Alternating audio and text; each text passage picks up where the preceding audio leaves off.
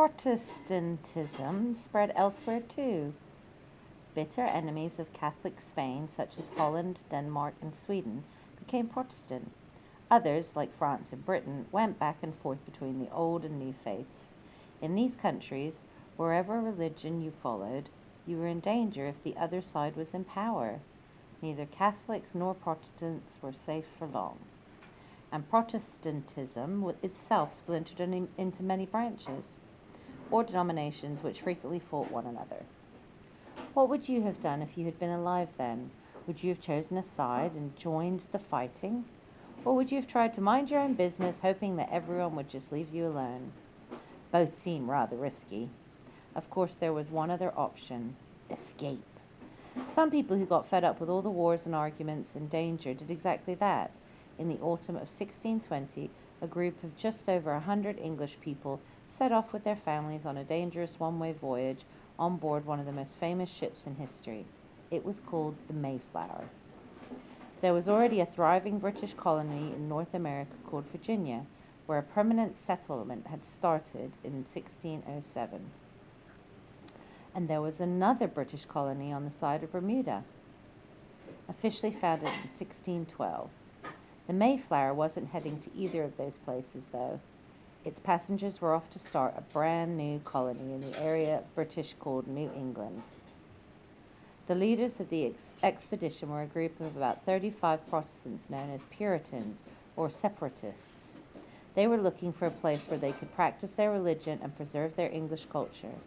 The rest of the voyagers were servants or farmers hoping to find better life than they would have back home. They settled in a town called Plymouth in what is now Massachusetts, United States. The motley crew was later known as the Pilgrim Fathers. The Plymouth colonists had some very good luck. Early on, they found corn in Native American graves and storage areas. They stole it so they could have seeds to plant. They found an area of cleared land ready to build and plant on. They thought God had left it there for them, so they began building houses. There was no time to waste because winter was closing in. The settlers found out later that Plymouth was on the site of a Patuxet village that had been abandoned because the local people had died in the disease outbreak.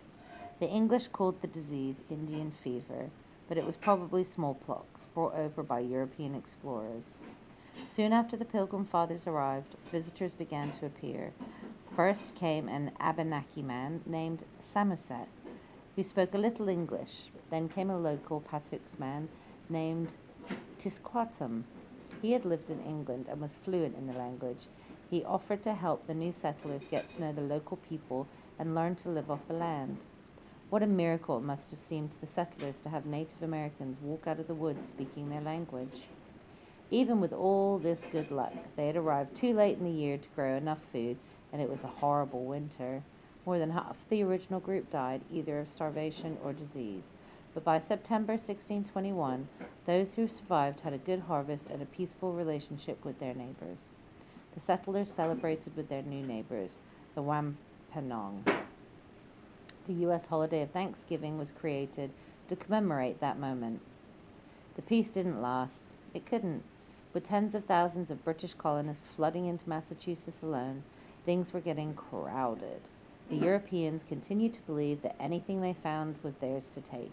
But as you can imagine, the Native Americans, whose ancestors had been in the Americas for over 10,000 years, didn't like that idea one bit. Revolutions all around.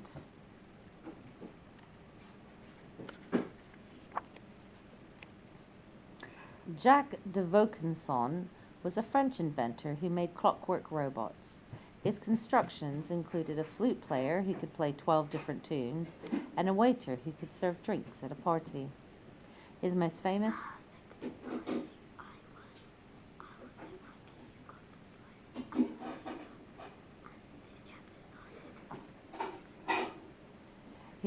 famous robot was the digesting duck. It could flap its wings, eat food, and even poop out the other end. De was part of a long history of people imagining and building lifelike machines. The Chinese built a clock with gong ringing mechanics as early as 1088. Ismail al-Jazari, a Muslim inventor who lived from 1136 to 1206, constructed several automatons, including one where automated musicians floated on a lake. In 1292, Count Robert II of Artois, in what is now northern France, had a garden full of robots, including waving monkeys. In the 1730s, when du Vaucanson made his automatons, robot making was a sign of the times in Europe. That's because these lifelike machines seemed to show clearly that nature could be copied and controlled by brilliant human minds. Though Muslim scholars had believed in the importance of reason and observation in understanding the world for hundreds of years, Europeans were now in the midst of their own revolution in thinking. Called the Enlightenment, this set of ideas offered individuals hope for power over their own lives as well as over nature. As we have just seen, the Protestant Reformation had already made people question the right of the Pope and the priests to tell them what to do. This was one of the first steps. Another early step had been a radical book published in 1543 by Polish astronomer Nicholas Copernicus. At the time, Europeans believed that the Earth was at the center of the universe, with the sun and the planets and the stars moving around it.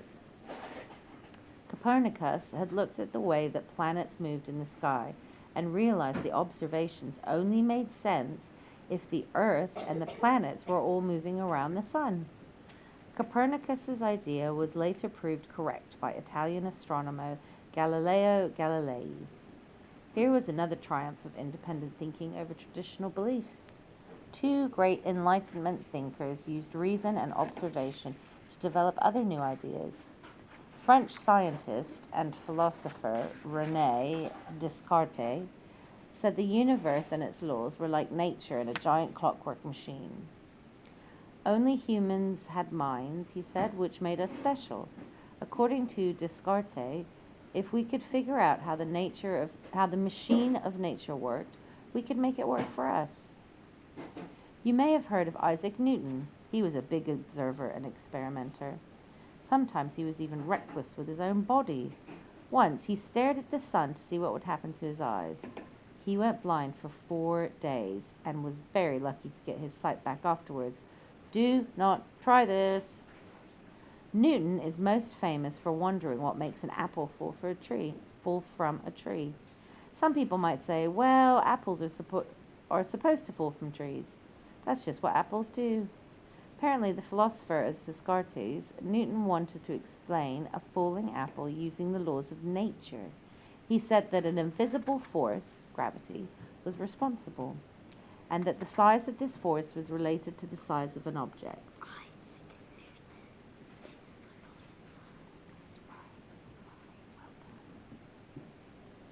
An apple has gravity.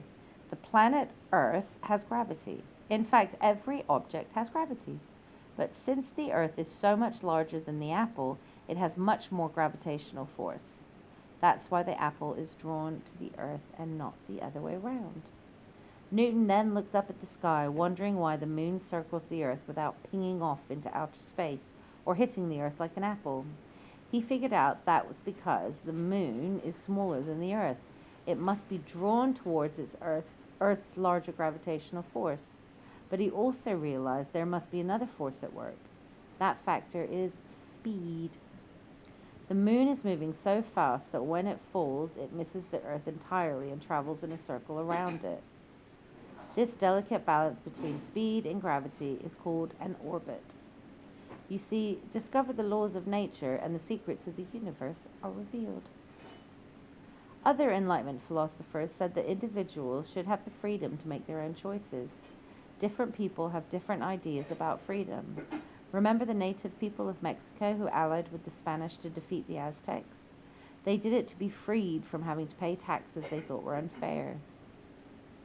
That same idea of freedom now sparked a brand new kind of revolution in North America. In the mid-1700s, there was a terrible 7-year war between a group of countries led by Britain and another group led by France. Some people think of the 7-Year War as the real First World War because it was fought all over the world, including in Europe, West Africa, India, and North America, where it was called the French and Indian War. In more than 100 years since the Virginia and Plymouth colonies were founded, most of the east coast of North America had filled up with British colonies. Because Britain had protected them against France during the war, it seemed only fair that the colonists should help pay the cost. So Britain raised their taxes. The extra taxes made some colonists furious. They complained that they should not be taxed because they didn't get to vote in British elections. That's why, on 16th December 1773, a group of Massachusetts colonists protested against the new taxes, especially the one on tea. They dressed up as Native Americans, stole onto a British merchant ship in Boston Harbor, and ruined the cargo of tea by throwing it into the water. Following this famous event, known as the Boston Tea Party, 13 of 18 British colonies in North America teamed up to declare freedom from Britain. They formed a new nation called the United States of America. The rest chose to stay with Great Britain and later became part of another country, Canada.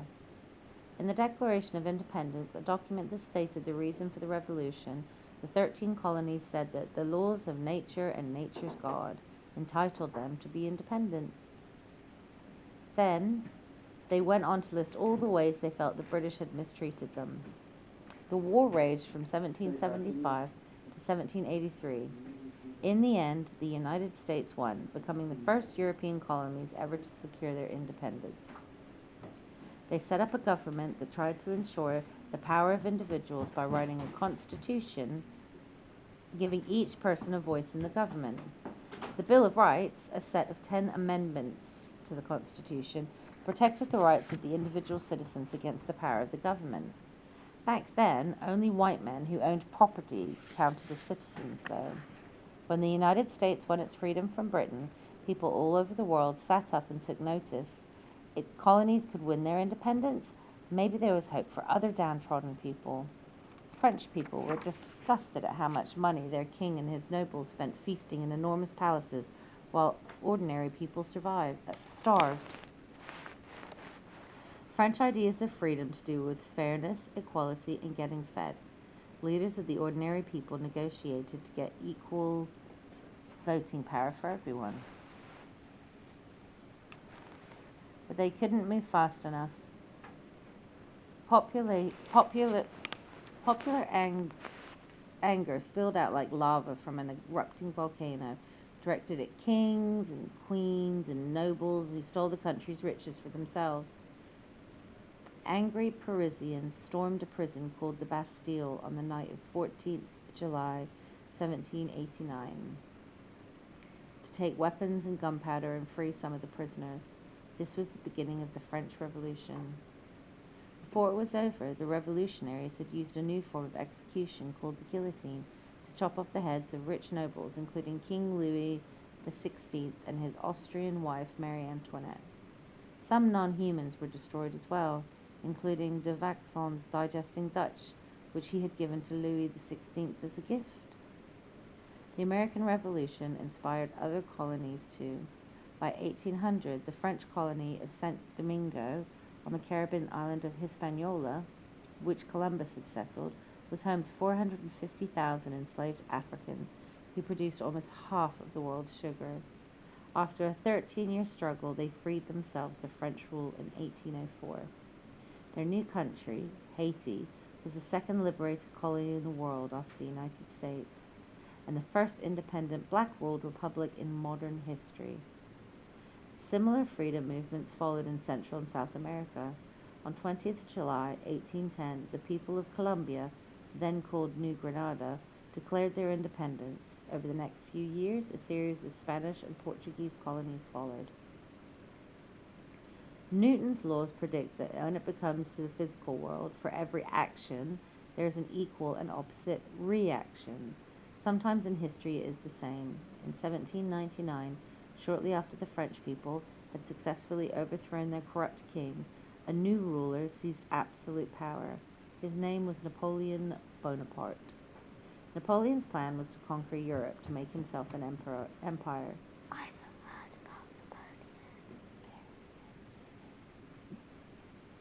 Wars cost money, and Napoleon cared more about his new European empire than about American colonies. That's why in 1803, in the midst of losing the long battle to hold on to Haiti, Napoleon sold the French colony of New France to the United States for $15 million. The enormous parcel of land included what would become all part of the U.S. states: Arkansas, Missouri, Iowa, Oklahoma, Kansas, Nebraska, Minnesota, North Dakota, South Dakota, New Mexico, Texas, Montana, Wyoming, Colorado, and Louisiana, as well as parts of the Canadian provinces of Alberta and Saskatchewan. Britain successfully fought off invasion by Napoleon, but these Napoleonic wars, on top of the loss of its American colonies, left it desperate for money. So it used the Roman Empire strategy of expanding abroad once more. In the 1780s, British sea captain James Cook explored the South Pacific. His expeditions led to the establishment of a British colony in Australia. It became routine for British courts to sentence criminals and people who couldn't pay their bills to be transported there. Meanwhile, British forces were out capturing colonies elsewhere. By the mid-1820s, large parts of India and Burma, now Myanmar, were under British control and providing vital supplies to the ever-growing British Empire. Saltpetre, one of the ingredients for gunpowder, came from India. Precious hard woods for making ships came from Burma. In Britain, thoughts about freedom were being focused in some people's minds on the idea of banning slavery. William Wilberforce was a tireless campaigner whose efforts eventually resulted in the British Parliament voting in 1807 to outlaw slave trading. In 1833, Britain went further, declaring slavery completely illegal throughout its empire. When a barber from Bolton, England, called Richard Arkwright invented the world's first water-powered cotton mill, it set off another type of revolution. This one is known as the Industrial Revolution. Arkwright's mill opened in 1771 in the village of Cromford in Derbyshire. It spun thin, strong threads which were then fed into a mechanical loom and woven into cloth. Never before had so few people been able to make so much fabric. New machines change lives forever. A carpenter, for example, has to be skilled in many ways to make a fine piece of furniture, or he and she has to take the time to find the right tools for the different stages of the job in hand. But a factory assembly line worker waits for the arrival of the next partially made object as it passes down the line, ready to do a single task again and again and again. The idea of mass production really took off in the United States in 1801. An inventor named Eli Whitney demonstrated he could assemble 10 separate guns from a heap of interchangeable parts. Congress was so impressed that they awarded him a contract to produce 10,000 guns called muskets, although it is now thought that Whitney may have faked his presentation just to win businesses. The idea really did work. By the time of Whitney's death in 1825, American weapons factories were using the method to churn out thousands of guns each year. Whitney is also famous for inventing a machine that could remove seeds from cotton fiber, an extremely time-consuming job when done by hand. His mechanical cotton gin is short for engine, helped transform the economy of the southern United States. It made cotton farmers rich, greatly expanding the demand for enslaved people to farm cotton. New machines were all very well, but there was still a problem.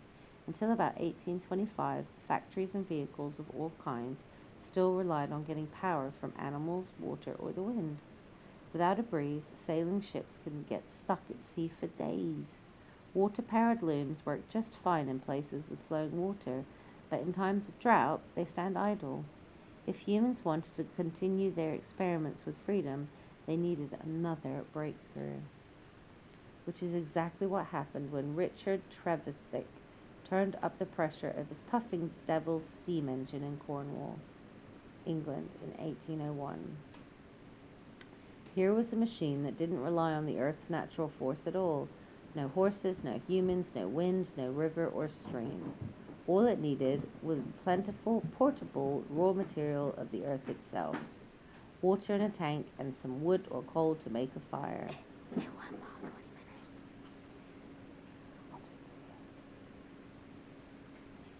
The steam pushed through pipes to drive the wheels.